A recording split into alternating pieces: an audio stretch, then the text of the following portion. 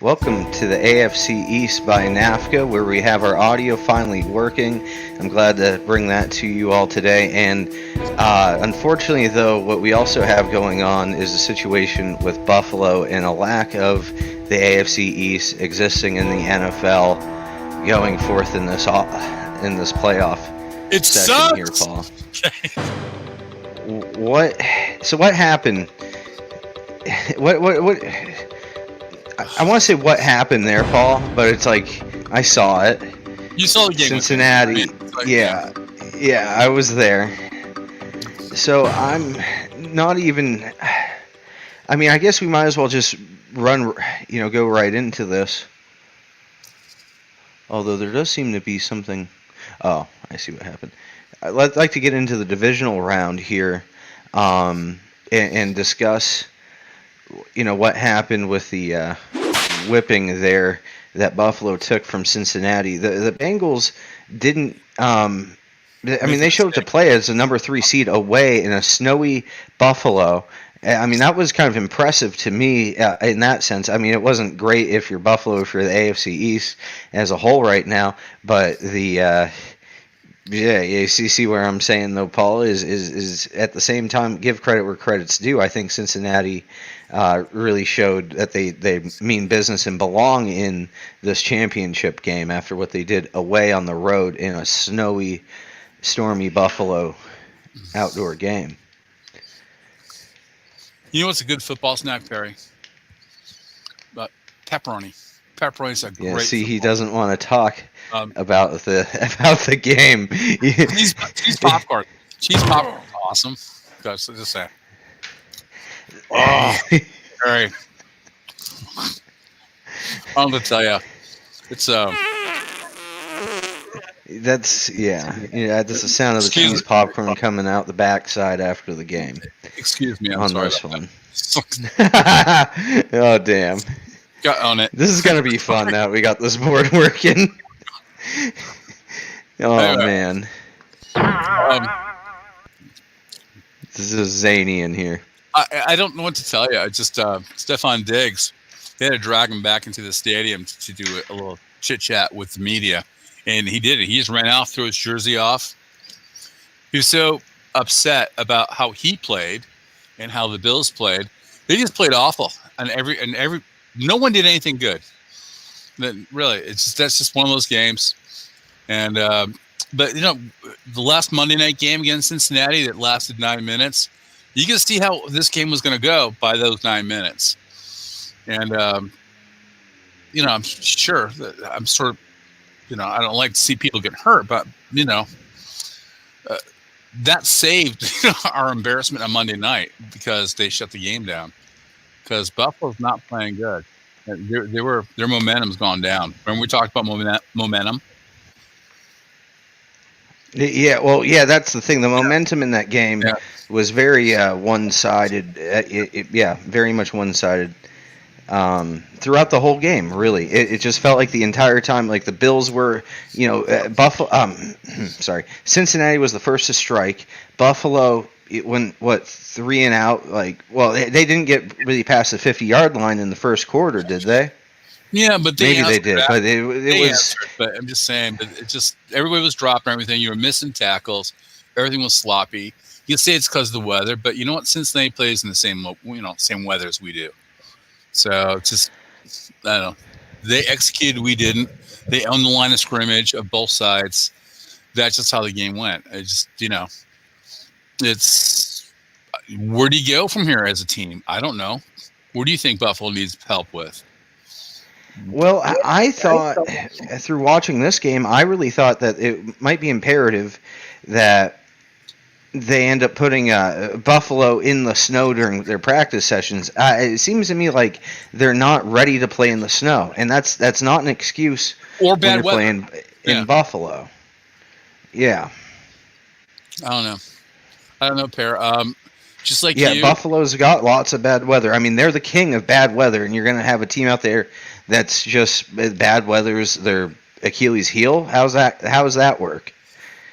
This is why right now you don't see them advancing. Really, I really think that. Because, the line going into this game was in favor of 5 to Buffalo. Yeah. That doesn't make sense. Why? The only factor in my mind really is the weather at this point. I don't know why. What happened there? It's just I don't know. I mean, I know how you guys feel like 3-4 games ago, because I'm like, I will not listen to football until next fall. I'm just really I'm crushed. It's just I can't tell you how long that flag in the front of my house lasted after the game. Oh. And I pulled it out of the trash today, but just Oh man, really? Wow, you got to get better at that. That's the laugh track right there. Okay, but the morning DJ. Okay.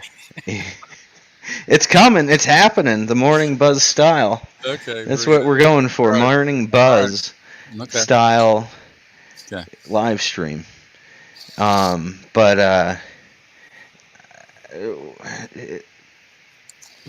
what do you think of the Hamlin family, by the way?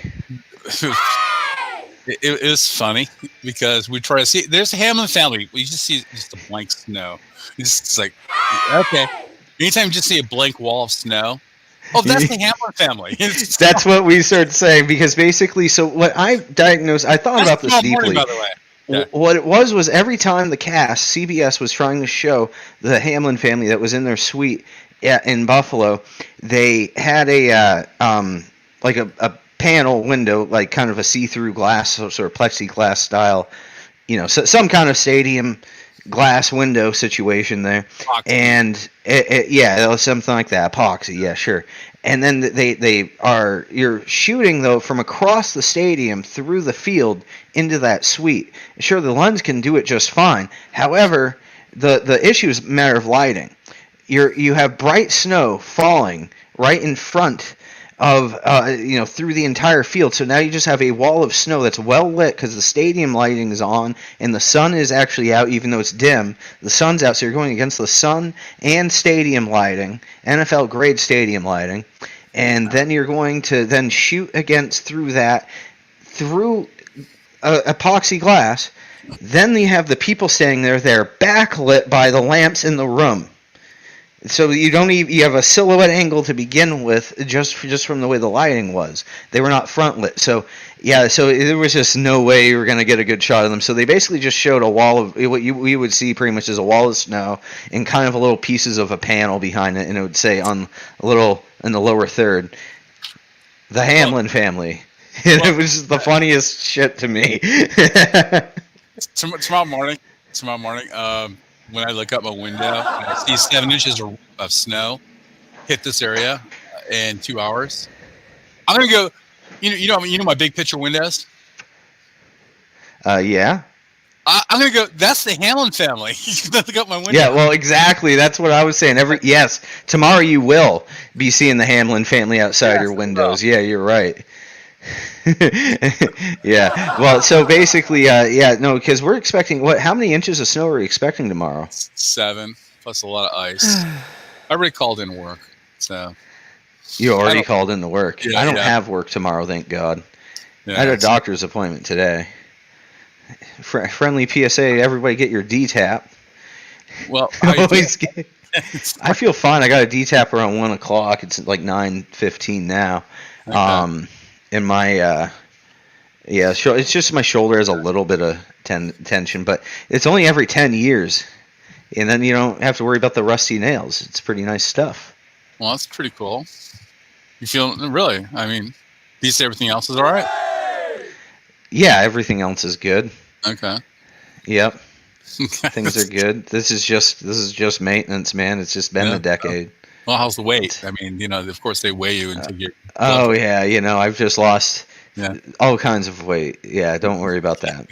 Yeah, all right.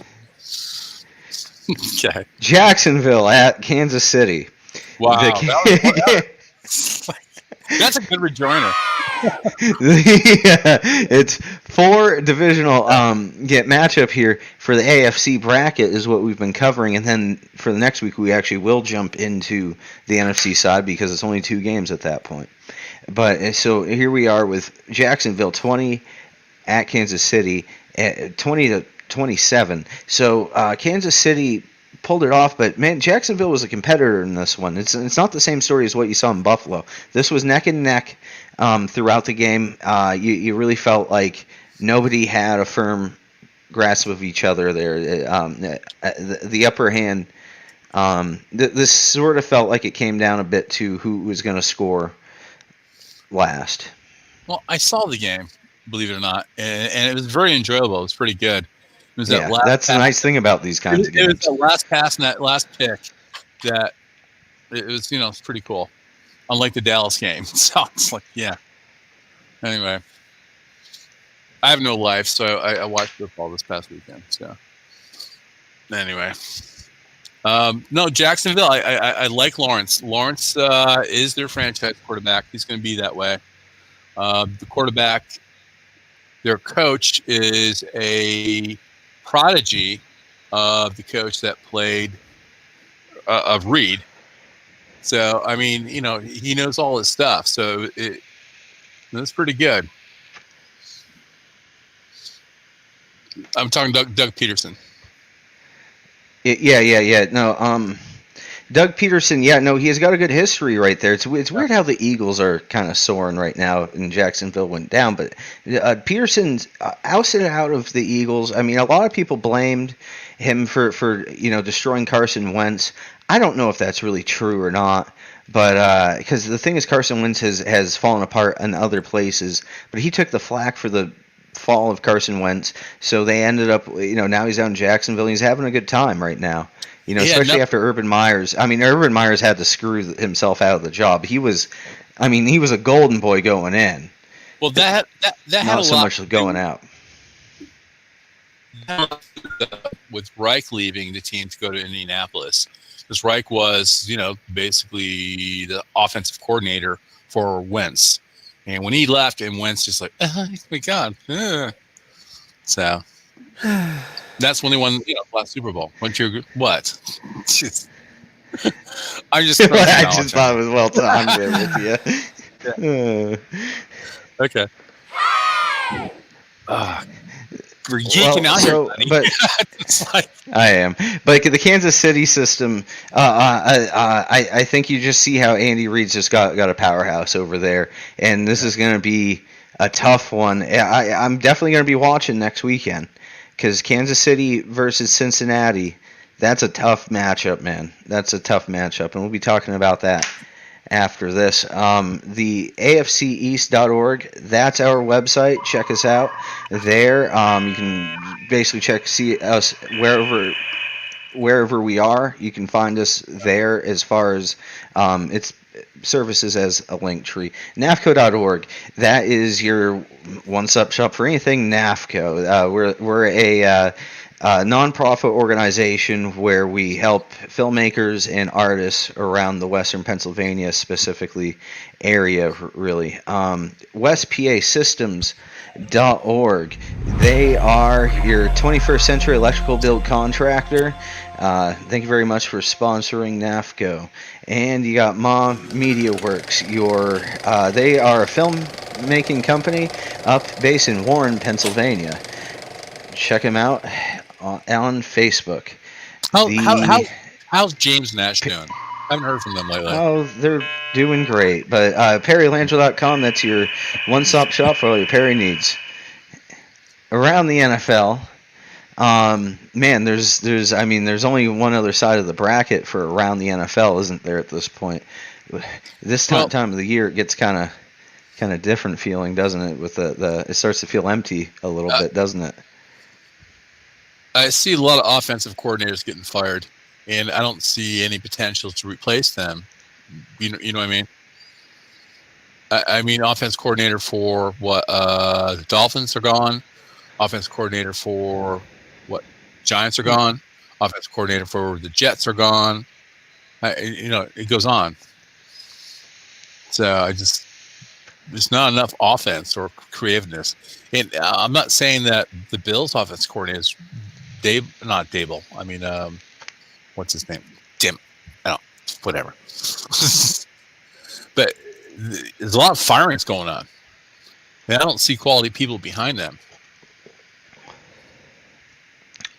So where do you think they're going to get the talent from? Out of the college ranks? Where else can you go?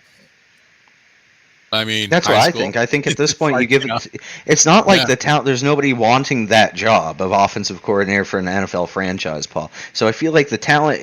That's sort of the job's there. Maybe it's an unknown name, but you're going to find talented people out of this kind of search.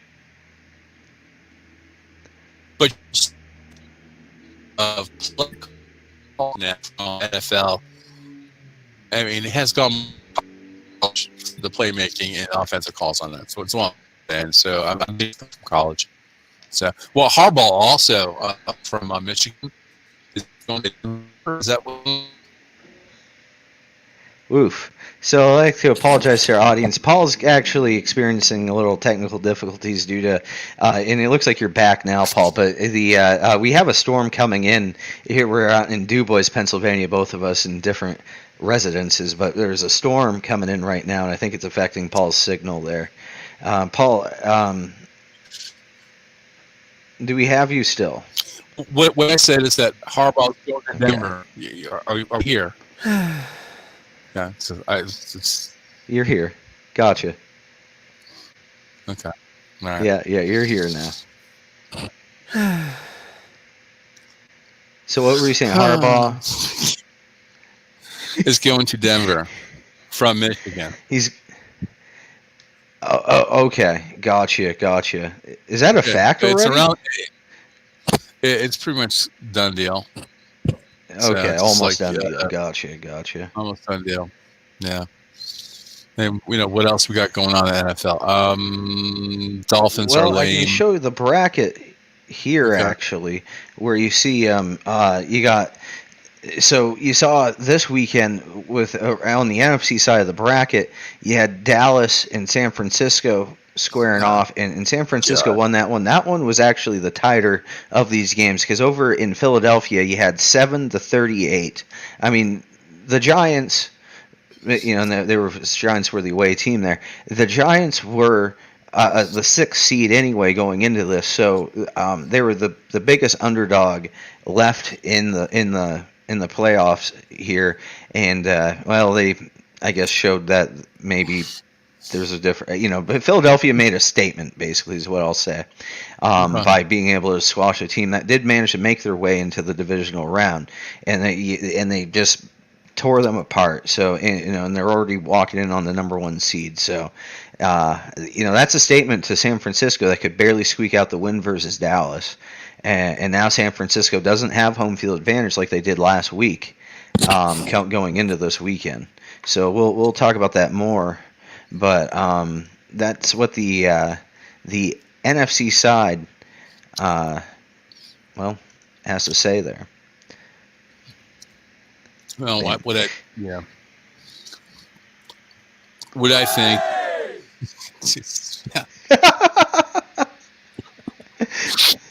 It's fun. Oh God, you get that board away from me, man. The championship round is coming up this weekend, and I think that's I'm looking forward to it. These are going to be 2 great games, honestly. I mean, like as you could see as we were leading into this, you've got our AFC championship game. That's going to be the late game this Sunday, 6:30 p.m. Cincinnati at Kansas City. Whoa, little error there. Sorry, we are changing our. There, 3. Cincinnati, the 3 seed, at Kansas City. This is going to be Sunday on the 29th, 6:30 p.m. on CBS. What do you want to add right now, Paul? It's going to be a great game. I will watch that game. You know what I mean? I mean, it's... Yes. Cincinnati's up and coming. Kansas City's, Kansas City. So I don't, it's a pick'em game. What do you think? I think it's going to be a great game to watch. I think we're going to have a good time seeing these two teams that have clearly shown their reason to be there. I mean, Cincinnati already won on the road going into this one. Picks-wise, I'm taking Cincinnati on this one. They're returning AFC champions, and I know it's the underdog, but I'm going to root for the underdog on this one, partially also because Cincinnati has not won a Super Bowl as a city. So I would like to see something different happen out of this championship. There's no other team that's dry on Super Bowls left in the playoffs right now. You got five. Well, you got 5 Super Bowls with San Francisco on the other side, and you got 1 Super Bowl with Philadelphia, and you got 2 Super Bowls with Kansas City. So none though for Cincinnati. So that's part of why I'm gonna say Cincinnati's my team, and I'm sticking to it. I agree with you because Mahomes has a sprained ankle. He got injured at the last game, and he does not have his mobility like he used to have, or he's not a threat. He's not a dual threat quarterback. He's only a single threat quarterback now. Because his ankle, he's injured. He's going to stay in the pocket. Gotcha. Yeah. I need a button for inquisitive information was said, like a sound effect for that. I mean, I kind of have this. It's a little too powerful for that, though. Just saying. It doesn't really hit. Yeah. That's the one I picked for the West PA Systems. Is what I was doing there. Give me a cool sound effect right now. I mean, you got the wet cart. No. It's like. I mean, I don't know. I guess it's kind of like I have room for improvement here. I mean, this thing has a lot of power. I mean, I got 32 slots, and I can do like 5 pages of 32 sets of sounds. So, yeah. So, like, I got room. I got room to advance. I'm just happy to get this thing up and going. But, yeah, I think that's probably your coolest sound effect there. Okay. But right. Yeah. So, so we're gonna both go with Cincinnati. Is that the case here? That's pretty much what it is. All right. Well, bam. Let's flip it over to the NFC. Actually, we're going to talk about the NFC game now because we traditionally do that every year once we get to the championship because it's only 2 games going on this year. So we got San Francisco, 2 seed, and the 1 seed Philadelphia. I mean, this is a case where there's almost a little less of a feeling of underdog in this game because San Francisco, they've been pretty dynamite. You do have, I mean, Brock Purdy over on San Francisco. Brock Purdy is a Purdy mouth. There. We definitely have. I was making my jokes about that. I find his name to be, I don't know. We already had Todd Gurley at one point, so in the NFL. I guess how'd you like to grow up as Gurley is your last name? I mean, seriously. At the same time, that dude. I mean, that's probably why he had to just mow over everybody in the football field. So it's the guy. Just to prove a point. He had something to prove all the way up into the NFL, and then nobody makes fun of him anymore. It's kind of like the president when Reagan said that I hate broccoli, and my mother always made me eat broccoli, and now I'm president of the United States, and God damn it, I'm not going to eat any broccoli anymore. Actually, it was George Bush. That was George Bush Sr. that said that. Sorry. But I'm misquoting there. But yeah. So, with this game, I'm going with our state, Pennsylvania, Philadelphia Phillies, #1 slot. They just destroyed New York Giants 2 days ago. I think that coming up this Sunday, I don't see any reason why why they would struggle against San Francisco. They've not given me any reason to believe that. So I'm definitely going with Philadelphia myself. Plus, I get the benefit of that. At least they're of the same state here, Paul. Well, I'm going to say San Francisco, and they're going with the last person drafted in the draft last year as their quarterback. And he's just lighting it up. I mean, it's amazing. This is a Tom Brady story. So I think it's a Cinderella story for this game. Is this quarterback? He's fantastic. So yeah. So you're going with San Francisco. Yeah. Okay. Well, I think there you kind of have it. I mean, this is a little bit of a shorter episode today. Liz, hope to see you back next week. You were kind of a little bit tied up this week, so now we just had Paul here. We even had a coworker of mine was going to come on as a Steelers fan. Then he ended up messing up his axle in his car, and then he had to go down to Pittsburgh to come here. So thank you, Paul, for still showing up though, even though there's production fatigue. Maybe you're still here. So thank you very much, Paul. What's that? Steph, Colson, and Keenan. Hope you had a good basketball night. Maybe you watch this, maybe you won't. All right, later. I guess, yeah. I mean, I'm so right now. I guess I'm saying go Cincinnati, go Philadelphia. I mean, I definitely gave my reasons just a moment ago, but I'm digging what I'm seeing right now. Even though it's not the AFC East, there's good teams there. I feel like this is going to be a good set of games coming up this weekend. All right. Well, with that said, this has been the AFC East by NAFCo, as we're trying to